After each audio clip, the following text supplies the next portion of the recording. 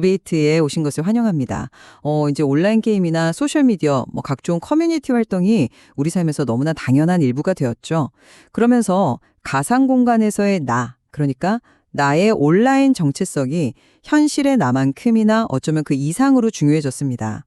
오늘 저희가 살펴볼 자료는 바로 이 지점에서 발생하는 아주 흥미로운 법적 딜레마를 다루고 있습니다.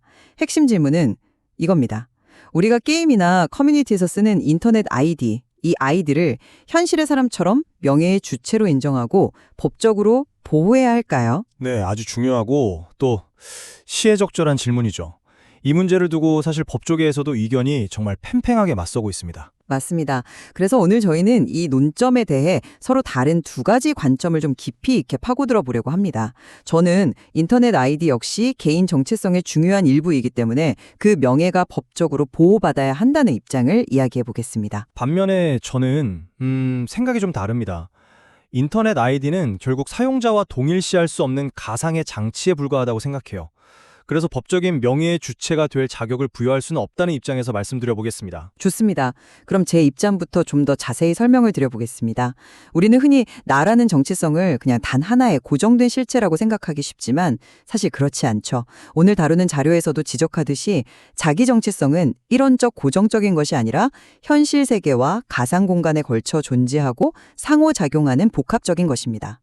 이게 무슨 말이냐면 현실의 나와 온라인의 내가 서로 영향을 주고받으면서 지금의 나를 만들어간다는 의미거든요. 아, 온라인의 내가 현실의 나에게 영향을 준다는 말씀이시군요. 그냥 익명의 기호가 아닙니다.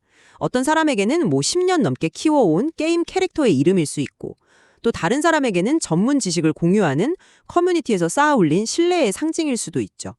수년간의 시간과 노력을 투자해서 그 아이디로 관계를 맺고 명성을 쌓고 때로는 위로를 받기도 합니다. 이건 우리가 현실 세계에서 사회적 관계를 통해 평판을 만들어가는 과정과 본질적으로 다르지 않다고 봅니다. 그렇기 때문에 인터넷 아이디에 가해진 공격은 단순히 기호에 대한 공격이 아니라 그 아이디를 통해 자아를 실현해온 사용자 개인의 인격에 대한 공격이 되는 겁니다. 그래서 저는 개인 정체성의 일부인 인터넷 아이디가 지닌 명예, 즉 가상 공간에서의 사회적 평판 역시 현실의 명예와 동등하게 법적 보호를 받아야 마땅하다고 생각합니다. 네, 가상 공간의 자아를 존중해야 한다는 말씀에는 충분히 공감합니다. 그 아이디에 담긴 시간과 노력, 감정적인 애착 같은 걸 무시할 수는 없겠죠. 하지만 법의 관점에서 보면 그 자아를 어떻게 법적인 권리의 주체로 인정할 것인가 하는 이건 전혀 다른 차원의 문제가 생깁니다. 저는 바로 그 지점에서 아이디의 본질적인 특성을 봐야 한다고 생각해요. 자료에서도 명시된 것처럼 인터넷 아이디는 생성, 변경, 소멸이 자유롭고 복수로 개설이 가능합니다. 저는 이 부분이 핵심이라고 봅니다. 자유롭게 만들고 없앨 수 있다는 점이 왜 그렇게 중요한가요? 법이 권리를 부여하는 대상은 기본적으로 안정적이고 특정 가능해야 하기 때문입니다. 현실의 나는 한 명뿐이고 제 이름과 주민등록번호는 저와 항구적으로 연결되어 있죠. 하지만 아이디는 그렇지 않습니다. 한 사람이 게임용, 토론용, 쇼핑용으로 여러 개의 아이디를 가질 수 있고 각 아이디마다 전혀 다른 사람처럼 행동할 수도 있습니다. 마음에 안 들면 언제든 버리고 새로 만들 수도 있고요. 이렇게 가변적이고 일시적이고 또 여러 개를 만들 수 있는 장치를 현실의 개인과 동일시해서 법적인 권리를 주는 건 체계사가 맞지 않는다는 거죠. 아이디는 결국 가상 공간에서 사용자를 구별하기 위한 도구나 가면에 가깝지 그 사람 자체는 아니라는 겁니다. 그래서 저는 아이디 자체의 명예의 주체가 될 수 있는 자격, 즉 법인격을 부여할 수는 없다는 입장입니다. 아이디가 기술적으로는 쉽게 만들고 버릴 수 있는 장치라는 점은 저도 인정합니다. 하지만 그렇다면 수년간 하나의 아이디로 커뮤니티에서 신뢰를 쌓아온 사람의 경우는 어떻게 설명해야 할까요? 그 사람에게 그 아이디는 정말 현실의 이름과 아무런 차이가 없는 그저 버릴 수 있는 장치에 불과할까요? 감정적으로는 아닐 수 있지만 법적으로는 그렇다고 봐야 한다는 거죠. 저는 그 지점에 동의하기 어렵습니다. 오늘날 수많은 온라인 커뮤니티에서 특정 아이디가 갖는 사회적 신뢰와 영향력은 현실의 이름 못지않은 무게를 가집니다. 자료에 언급된 헌법재판소의 소수 의견이 바로 이 점을 정확히 짚고 있거든요. 인터넷 아이디는 가상 공간에서 성명과 같은 기능을 수행한다는 겁니다. 예를 들어보죠. 한 요리 유튜버가 10년간 요리왕이라는 닉네임으로 활동하면서 수십만 구독자와 함께 명성을 쌓았다고 해보죠. 그런데 누군가 악의적으로 요리왕은 사실 음식을 전부 사다 쓰는 사기꾼이다 라는 허위사실을 퍼뜨립니다. 사람들은 그 유튜버의 실명은 모르지만 요리왕이 누구인지는 명확히 압니다. 이 경우 법이 피해자가 특정되지 않았다는 이유로 보호를 포기하는 게 정말 맞을까요? 이게 현실의 명예훼손과 본질적으로 무엇이 다른가요? 그 요리왕 예시는 굉장히 설득력 있게 들립니다. 감정적으로는 저도 당연히 그 유튜버가 보호받아야 한다고 생각하고요. 하지만 그걸 법의 잣대로 가져오는 순간 아주 복잡한 문제가 생깁니다. 방금 말씀하신 사람들은 요리왕이 누군지 명확히 안다는 부분이 바로 법적으로 가장 다루기 어려운 지점입니다. 법의 원칙은 보편성과 명확성을 담보해야 하거든요. 특정 커뮤니티 내에서의 인지라는 건 법적 잣대로 삼기에는 너무나 주관적이고 가변적인 기준이라는 거죠. 왜 그게 주관적이라고 보시나요? 커뮤니티 구성원들은 다 아는 사실인데요. 그 커뮤니티의 범위를 어디까지로 볼 거냐요? 100명이 있는 단톡방도 커뮤니티고 100만 명이 있는 팬카페도 커뮤니티입니다. 어떤 커뮤니티에서는 유명 인사지만 다른 커뮤니티에서는 아무도 모르는 존재일 수 있습니다. 법의 잣대가 이렇게 고무줄처럼 늘어나거나 줄어들면 안 되죠. 자료에서 제시된 대법원과 헌법재판소의 다수 의견이 견지하는 원칙이 바로 이런 법적 안정성을 위한 겁니다. 명예훼손이나 모욕죄가 성립하려면 피해자가 특정되어야 한다는 대원칙이 있거든요. 바로 그 피해자 특정 원칙에 대해 이야기하고 싶습니다. 네, 여기서 말하는 피해자의 특성성 원칙은 사실 아주 상식적인 이야기입니다. 법이 누군가를 처벌하려면 누가 누구에게 피해를 줬는지가 명확해야 한다는 거죠. 어떤 게이머가 다른 게이머를 욕했다는 것만으로는 부족하고 제3자가 보기에 저건 현실에 A라는 사람을 욕하는 거구나 라고 알 수 있어야 한다는 의미입니다. 문제는 바로 그 알 수 있어야 하는 기준이 가상공간에서는 잘 맞지 않는다는 데서 시작되는 거죠. 다수 의견은 이 원칙을 무너뜨리면 법 전체가 흔들릴 수 있다고 보는 거고요. 저는 그 반대입니다. 바로 그 피해자 특전이라는 대원칙이 오늘날 사이버 폭력의 가해자들에게 완벽한 법적 면죄부를 주는 현실을 더 이상 외면해서는 안 된다는 겁니다.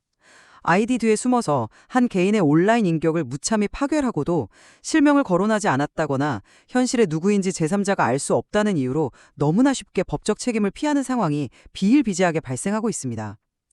이게 과연 정의로운 현실일까요? 물론 정의롭지 않죠. 하지만 이게 아니라 사회의 변화와 함께 진화해야 하는 생물과도 같다고 생각합니다.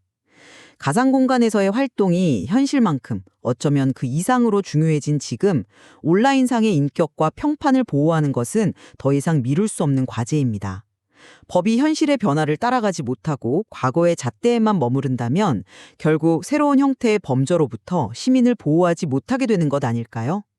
인터넷 아이디의 명예 주체성을 인정하는 것은 가상공간의 무질서와 만연한 폭력에 대응하기 위한 시대적 요구라고 봅니다. 사이버 폭력의 심각성에 대해서는 100% 동의합니다.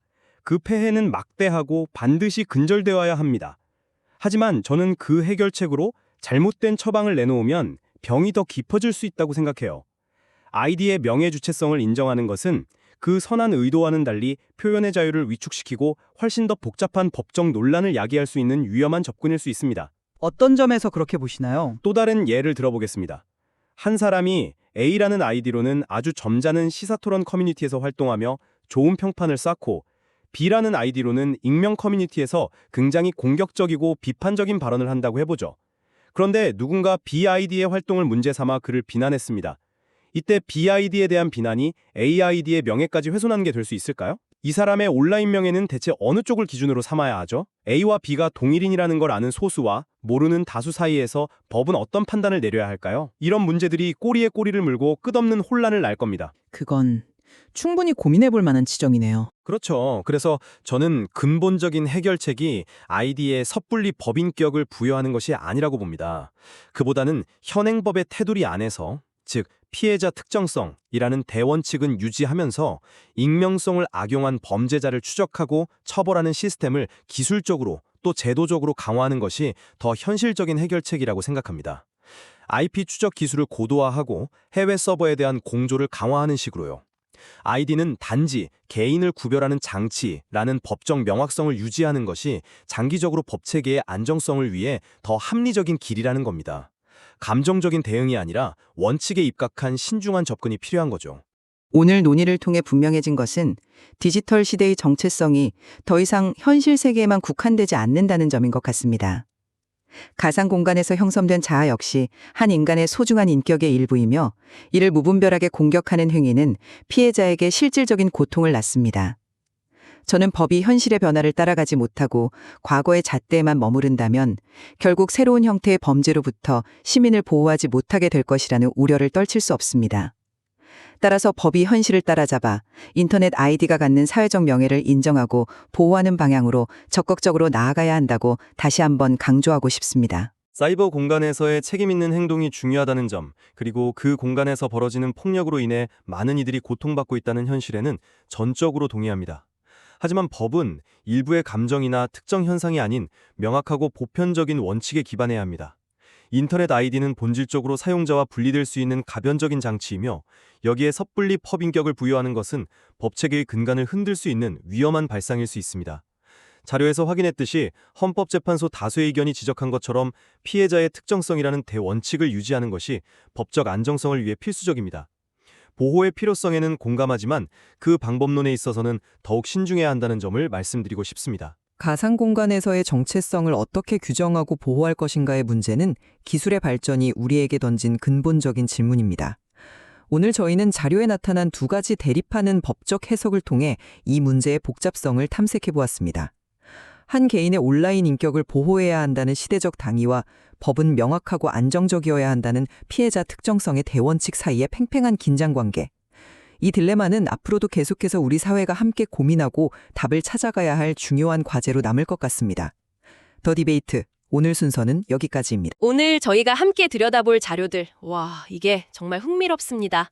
사이버 공간의 명예훼손 판결문부터 시작해서 15세기 한글 표기법, 조선시대 천문기록, 심지어 대한민국 정부 수립 과정까지 언뜻 보면 전혀 상관없어 보이는데 이 자료들을 하나로 꿰뚫는 키워드가 있더라고요. 바로 정체성입니다. 맞습니다. 오늘 탐사는 뭐랄까 가장 작은 단위에서 시작해서 점점 시야를 넓혀가는 그런 여정이 될 겁니다. 온라인 속의 또 다른 나, 아주 개인적인 정체성에서 출발해서요. 그 다음엔 우리가 속한 학교나 국가 같은 공동체의 정체성으로, 그리고 마지막에는 인류가 세상을 인식하는 거대한 틀로서의 정체성까지 차근차근 짚어볼 겁니다. 오, 현미경에서 망원경으로 렌즈를 바꿔 끼우는 그런 느낌이네요. 좋습니다. 자, 그럼 가장 가까운 이야기, 우리 손안의 스마트폰 속 또 다른 나의 이야기부터 시작해 볼까요? 가상 공간에서는 누구나 현실과는 다른 사람이 될 수 있잖아요.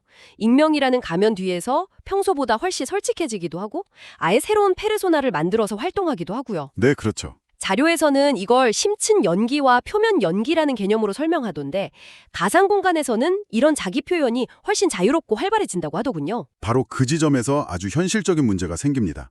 익명의 닉네임, 게임 아이디, 아바타 같은 이 인터넷 아이디를 향한 욕설이나 비방이 과연 법적으로 처벌 가능한 명예훼손이냐는 거죠. 아, 이 가상의 존재를 현실의 나와 동일시해서 법적으로 보호해야 할 명예의 주체로 인정할 수 있느냐, 여기에 대한 법적 논쟁이 아주 뜨겁습니다. 정말 흥미로운 지점이네요. 한쪽에서는 당연히 보호해야 한다고 할 거고 다른 한쪽에서는 그저 데이터 쪼가리일 뿐이다. 뭐 이렇게 나오겠군요. 정확합니다.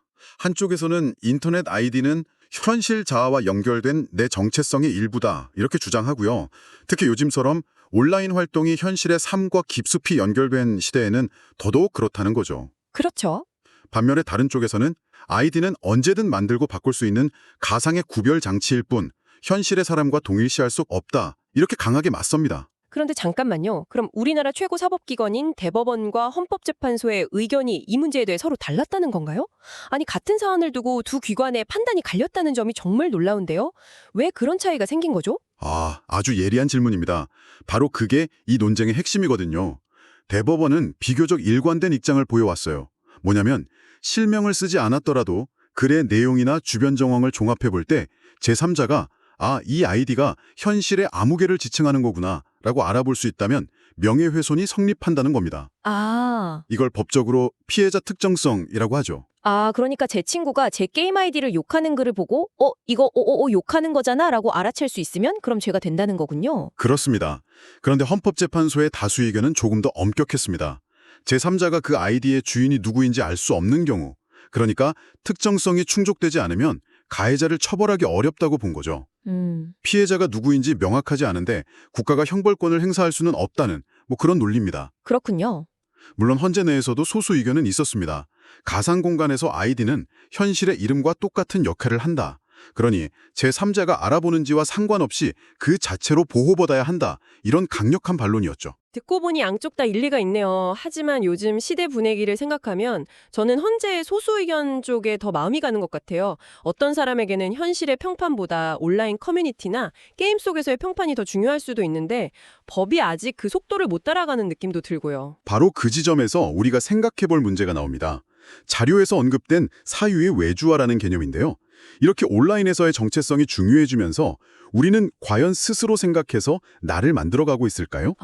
아니면 유튜브 알고리즘이나 소셜미디어가 추천해주는 컨텐츠에 맞춰서 내 생각과 정체성을 아웃소싱하고 있는 건 아닐까요? 와, 뼈아픈 지적이네요.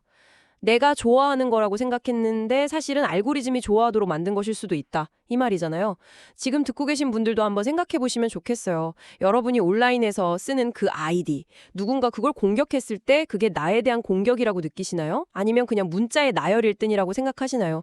그 경계가 어디쯤에 있을까요? 자, 그럼 이제 렌즈를 조금 바꿔서 개인을 넘어 공동체의 정체성 이야기로 넘어가 보겠습니다. 학교의 교훈을 바꾸자는 학생들의 대화가 담긴 자료가 참 인상적이었어요. 네, 한 학생이 우리 학교 교훈은 특정 역할만을 강조하는 것 같아서 시대에 뒤떨어진다고 지적하죠. 그러면서 교훈이란 지금 시대에 맞는 보편적인 가치를 담아서 누구나 공감할 수 있어야 한다. 이렇게 주장합니다. 아주 의미 있는 문제제기죠. 의미 있는 문제제기인 건 맞지만 동문회의 입장도 이해는 갑니다. 아마 우리 때는 말이야 하면서 반대가 엄청 심했겠죠? 하하, 그랬을 겁니다. 정체성이라는 게 꼭 합리적이거나 보편적이어야만 하는 건 아니잖아요. 때로는 비합리적인 애착이나 우리 학교라는 자부심이 더 강한 소속감을 주기도 하니까요. 맞습니다. 전통을 지키려는 힘과 변화를 추구하는 힘 사이에 그 팽팽한 긴장감이 드러나는 대목이죠. 제모교 교훈이 성실이었는데 솔직히 학창시절엔 그게 그렇게 와닿지는 않더라고요. 그냥 지각하지 말자 이 정도로만 받아들였죠. 하지만 졸업하고 나니까 그 평범한 단어가 왠지 학교를 떠오르게 하는 상징처럼 느껴지더라고요. 하하, 공감되네요. 이런 갈등은 비단 학교뿐만 아니라 국가라는 더 큰 공동체 단위에서는 훨씬 더 복잡하고 격렬하게 나타나겠죠. 그렇습니다. 8.15 광복 이후 통일 정부를 수립하려던 과정에 담긴 자료를 보면 그야말로 혼돈의 연속입니다. 모스크바 삼국 외상회의의 결정 이후에 신탁 통치 문제로 좌우될 입은 극에다라고요. 결국 유엔의 결정에 따라 남한만의 총선거가 실시되면서 1948년 대한민국 정부가 수립되죠. 대한민국이라는 국가 정체성이란 이처럼 수많은 내부의 이념 갈등과 외부 강대국들의 이해관계 속에서 정말 어렵게 그리고 많은 희생과 타협을 거쳐 만들어진 결과물인 겁니다. 하나의 정체성이 탄생하기까지의 그 진통이 고스란히 느껴지네요. 결국 공동체의 정체성이란 완성된 무언가가 아니라 이렇게 끊임없이 질문하고 싸우고 합의해 나가면서 계속해서 만들어가는 과정 그 자체인 것 같습니다. 자, 그럼 이제 마지막으로 렌즈를 망원경으로 바꿔 끼워보겠습니다. 개인과 공동체의 정체성을 넘어서 우리가 세상을 이해하고 표현하는 거대한 틀로서의 정체성을 살펴보죠. 그 가장 기본이 되는 틀이 바로 언어일 텐데요. 15세기 문헌인 용비어 청가랑 월인청강 지곡의 한글 표기법을 비교한 자료가 정말 흥미로웠습니다. 네, 같은 시기에 나온 책인데도 표기법이 달랐다는 게 핵심이죠. 예를 들어서 당시의 깊은을 소리나는 대로 깊은처럼 이어 적는 게 일반적이었거든요. 네네. 그런데 월인청강지곡 같은 문헌에서부터는 빕-라는 원래 형태를 밝혀서 끊어 적으려는 시도가 나타나기 시작합니다. 현대 맞춤법의 아주 중요한 첫 걸음이 이때 시작된 거네요. 마치 예전에는 그냥 소리나는 대로 짱이라고 썼다면 이제는 최고라는 원래 단어의 형태를 살려서 적기 시작한 그런 느낌이랄까요? 오, 아주 좋은 비유입니다. 사이소리 표기도 마찬가지예요. 처음에는 귀역, 디귿, 스 같은 여러 글자를 혼용하다가 점차 스로 통일되어가는 경향을 보입니다. 이건 단순히 글자 몇 개가 바뀌는 문제가 아니거든요. 하나의 언어 공동체가 우리는 이런 규칙으로 세상을 기록하고 소통하자고 약속하는, 즉 질서를 찾아가는 과정인 거죠. 결국 맞춤법의 역사는 혼돈에서 질서를 찾아가는 과정이군요. 지금 우리가 당연하게 쓰는 글자 하나하나가 사실은 수백 년에 걸친 치열한 고민과 사회적 합의의 결과물이라는 뜻이네요. 바로 그겁니다. 우리가 쓰는 언어 자체가 살아있는 역사책인 셈이네요. 그렇죠. 언어가 문자로 된 약속이라면 과학은 관찰로 세상을 이해하려는 약속이라고 할 수 있겠죠. 천문동아래 학생들이 발표 자료로 준비한 조선시대 해성 관측 기록이 또 다른 좋은 예입니다. 네, 영조시대 천문학자들이 무려 25일간 헨리 해성을 매일 관찰하고 그 위치와 모양을 기록한 성변 치고단자 이야기였죠. 그 정확성이 정말 놀라워서 유네스코 세계기록유산 등재까지 추진되고 있다고 하더군요. 중요한 것은 과거의 기록을 그냥 대단했다 하고 박제하는 게 아니라는 점입니다. 옛사람들이 28수라는 별자리 체계로 하늘의 질서를 이해했다면 오늘날 우리는 현대 천문학의 지식으로 그 기록을 재해석해서 헨리 해성의 정확한 궤도를 계산해내죠. 이렇게 과거의 사람들이 세상을 이해했던 방식과 오늘날 우리가 이해하는 방식이 만나서 새로운 의미와 가치, 즉 우리 과학기술의 역사적 정체성을 만들어내는 겁니다. 와, 오늘 정말 시야가 확 넓어지는 탐사였습니다. 온라인 속 나의 아이디라는 아주 작은 점에서 시작해서 학교와 국가라는 공동체를 거쳐 언어와 과학이라는 인류 공통의 인식 체계까지 정체성이라는 키워드로 이렇게 다양한 이야기를 엮을 수 있다는 게 놀랍네요. 이 모든 이야기를 관통하는 단 하나의 진실이 있다면 그건 정체성이란 결코 고정불변의 것이 아니라는 사실입니다. 개인의 정체성은 타인과의 관계 속에서 끊임없이 변하고요. 공동체의 정체성은 시대의 요구에 따라 재구성되며 세상을 이해하는 틀조차도 계속해서 발전하고 수정됩니다. 모든 것은 흐르는 강물과 같죠. 마지막으로 아까 잠시 언급했던 사유의 외주화라는 개념이 다시 한번 머릿속을 맴돕니다. 정보가 홍수처럼 쏟아지는 이 시대에 우리는 과연 주체적으로 생각하고 판단해서 나 자신을 그리고 우리 공동체를 만들어가고 있을까요? 아니면 그저 편리하게 가공된 정보들을 소비하면서 생각하는 척만 하고 있는 건 아닐까요? 바로 그 질문이 오늘 우리가 나눈 모든 논의의 종착점이라고 생각합니다. 수많은 정보와 다양한 정체성이 뒤섞여 폭발하는 이 시대에 당신은 과연 어떻게 당신만의 고유한 정체성을 만들어가고 있나요? 그리고 가장 중요한 질문입니다. 그 생각의 주인은 과연 누구입니까? 이 질문을 마음속에 품고 돌아가시는 것으로 오늘 우리의 깊이 있는 탐사를 마무리할까 합니다.